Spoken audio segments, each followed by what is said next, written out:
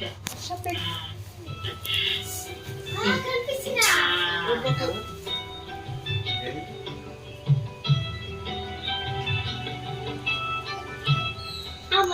కావాలి.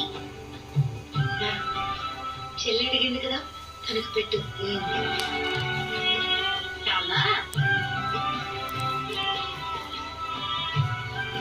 అప్పుడా ఇది ఇరుగు దిష్టి, పొరుగు దిష్టి, అందరి దిష్టి పాలు. మీరు ఎలా ఆడుకోండి.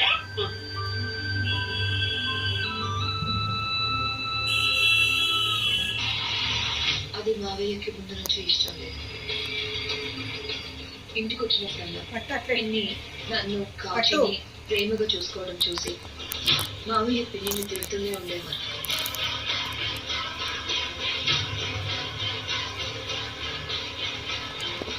మావయ్య ఎంత చెప్పినా పిన్నికి మమ్మల్ని వేరుగా చూసే మనసు రాలేదు. ఒకరోజు మావయ్య ఇంటికి వచ్చారు. అన్నీ కింద తీసుకో. థ్యాంక్స్ పిన్ని. థ్యాంక్స్ పిన్ని. అప్పుడా కింద మరి నాకు తీసుకో.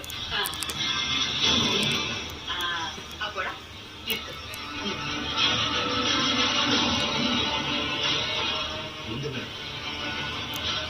నీ కుట్ర పని చేస్తావు కదా, నీ బిడ్డలకి బట్టలు నగలు తెచ్చుకో. ఊర్లో అందరికి ఏంటికి తెస్తా ఉంటావు? ఊర్లో అందరికి ఎవరికి తెచ్చుంటానన్నా? నా బిడ్డలకి కదా తెచ్చుంటాను. అన్నే ఆఖరి తూరు చెప్తా ఉన్నా, పిల్లకాయలు పెద్ద అవుతా ఉండారు. ఇప్పటికైనా నువ్వు కళ్ళు తెచ్చుకోకపోతే నీ మొగుడు ఆస్తి మొత్తం అందరికి సమానంగా పంచుతాడు. నీ కొడుక్కి కూతురికి ఏరుకోవడానికి మెతుకులు తప్ప ఏం మీద ఆలోచించుకో. అలా మావయ్య మాటలు పిన్ని మనసులో పట్ట మొదలయ్యాయి. అప్పుడే ఒకరోజు కమలాకర్ బాబాయ్ బెంగళూరు నుంచి వచ్చినట్టు, ఇంత డబ్బు ఎక్కడిది నాన్న? అయినా డబ్బంతా పిన్నికి ఇస్తావు కదా.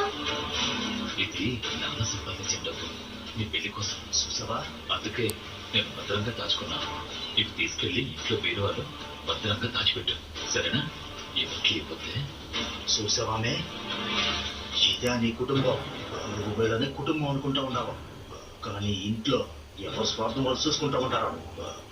ఇప్పటికైనా నువ్వు నీ కొడుకు కూతురు గురించి ఆలోచించావు.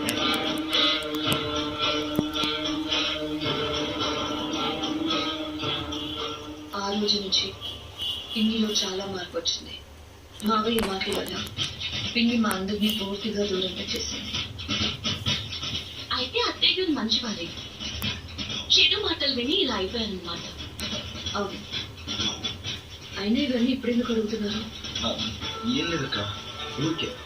సరే, భోజనానికి టైం అవుతుంది కదా.